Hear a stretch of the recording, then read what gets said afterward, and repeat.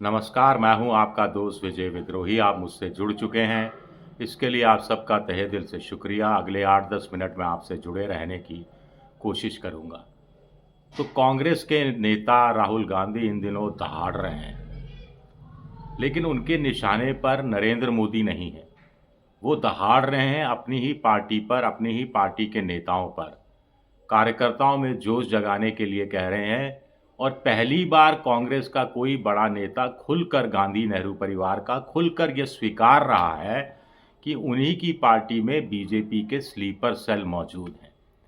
पहली बार गांधी नेहरू परिवार का कोई बड़ा नेता इस बात को भी स्वीकार रहा है कि ऐसे स्लीपर सेलों की पहचान की जा रही है, और इन स्लीपर सेल के लोगों को अंतिम चेतावनी दे दी है कि पार्टी में रहकर विभीषण का काम नहीं करें, घर बैठे घर का भेदी लंका ढहाए वाली स्थिति नहीं लाएं।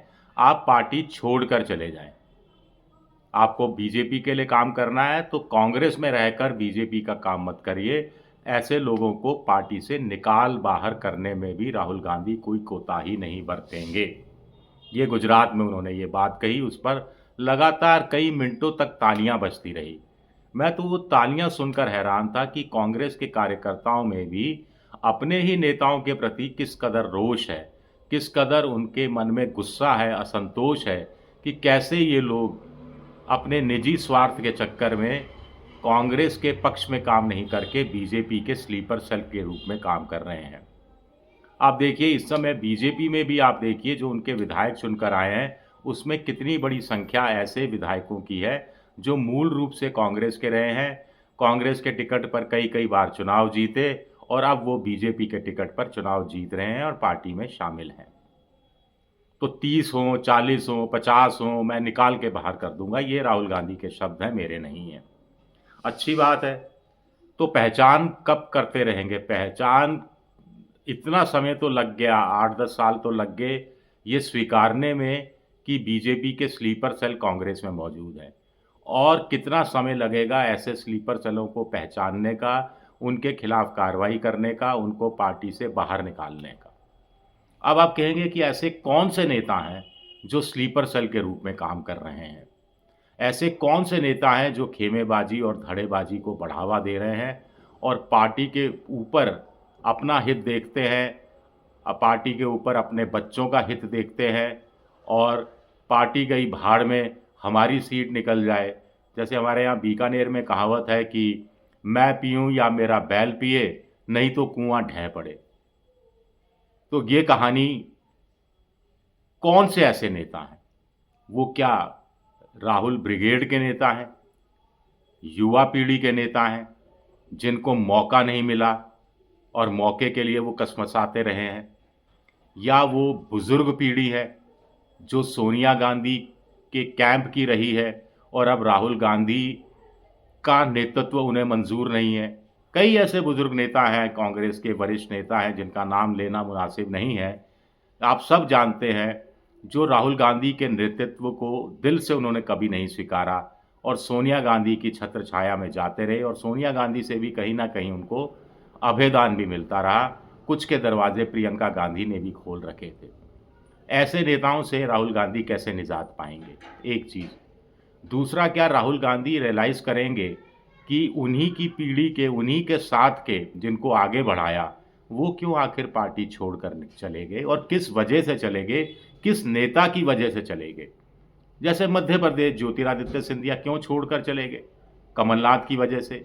कुछ लोग कहते हैं कमलनाथ और दिग्विजय सिंह ने अपनी एक जोड़ी बना ली थी कि हम दोनों ने अब खूब राज कर लिया, अब हमारे बेटे राज करें और ये ज्योतिरादित्य सिंधिया को बाहर का रास्ता दिखाया जाए, माहौल ऐसा बना दिया। जितेंद्र प्रसाद, जतिन प्रसाद, आरपीएन सिंह, मुरली देवड़ा, मिलिंद देवड़ा, मुरली देवड़ा के बेटे मिलिंद देवड़ा, और भी बहुत सारे नेता हैं। कुछ तो घूम फिर कर, अशोक तंवर जैसे नेता घूम फिर कर फिर कांग्रेस में आ गए, लेकिन कुछ नेता हैं जो लगे हुए हैं अपने अपने राज्य में। जैसे सचिन पायलट जाते जाते रुक गए थे, जो वादा किया वो पूरा नहीं हुआ, कहा जाता है ऐसा। तरुण गोगोई के बेटे गौरव गोगोई अच्छे नेता हैं असम में, वो महत्वाकांक्षा भी अपनी जता चुके हैं। इसमें कोई बुरा भी नहीं है कि उनको प्रदेश अध्यक्ष बना दिया जाए, असम में अगले साल चुनाव है। वहाँ राहुल गांधी कह रहे हैं सामूहिक नेतृत्व में। शशि थरूर ने ऐसी ही आशा उम्मीद अपने लिए पैदा करने की कोशिश की, तो उनको भी डांट डपट दिया गया कि अनुशासन में रहिए और सामूहिक नेतृत्व में चुनाव लड़ा जाएगा। राजस्थान में भी आगे जाकर यही कहा जाएगा कि सामूहिक नेतृत्व में चुनाव लड़ा जाएगा। ऐसा हो सकता है, या फिर डोटासरा का जब कार्यकाल खत्म होगा तो क्या सचिन पायलट को जिम्मेदारी दी जाएगी। चलिए हम उसमें थोड़ा विषय से भटक जाएंगे। इसमें कुल मिलाकर अपने साथ के नेताओं को अब तो कम से कम पूछ सकते हैं, या अब तो राहुल गांधी को पता लग गया होगा कि ज्योतिरादित्य सिंधिया क्यों चले गए। तो कमलनाथ के खिलाफ कोई एक्शन होता है, कब होगा हमें नहीं पता। दूसरे राज्यों में भी ऐसा एक एक कमलनाथ आपको ढूंढने में, कहीं कहीं दो दो कमलनाथ आप ढूंढोगे तो आसानी से मिल जाएंगे। फिर बुजुर्ग नेताओं का क्या करना है। राहुल गांधी के साथ एक बुजुर्ग नेता है मल्लिकार्जुन खड़गे, 82-83 साल के हैं। उनका थोड़ा दिल पसीज जाता है, कुछ लोग कहते हैं, जब बुजुर्ग नेताओं के खिलाफ कोई कार्रवाई करने की, कार्रवाई से मतलब कोई कार्रवाई से मतलब कि कोई डांट डपटने की नहीं, कि कोई उनको समझाने की भी कोशिश हो, तो उससे भी थोड़ा सा गुरेज कर जाते हैं। ऐसे लिहाज से पार्टी कैसे चलेगी। सबसे बड़ी बात है जो राहुल गांधी को शायद ये बात का एहसास हो रहा है, राहुल गांधी अपनी टीम नहीं बनाने में लगे हैं। उनकी टीम में नए लड़के हैं, आईटी सेक्टर के हैं, दूसरे सेक्टर के हैं, अमेरिका से लेकर दूसरे देशों में पढ़ाई करके आए हैं, और वो चुनाव के गणित को भी अच्छी तरह समझ रहे हैं। बीजेपी जिस ढंग से माइक्रो मैक्रो लेवल पर चुनाव लड़ रही है, कांग्रेस उस दिशा में भी काम करती हुई नज़र आ रही है कि बूथ मैनेजमेंट होना चाहिए, पन्ना प्रमुख, अर्ध पन्ना प्रमुख। फिर बीजेपी विस्तारक ले आई। देखिए बीजेपी किस तरह से नए नए तरीके सोचती है और नया नया idea, out of box idea लेकर आती है। पन्ना प्रमुख होते थे, फिर उनको लगा कि पन्ना प्रमुख पूरा पन्ने को नहीं संभाल पा रहे तो अर्ध पन्ना प्रमुख कर दिए।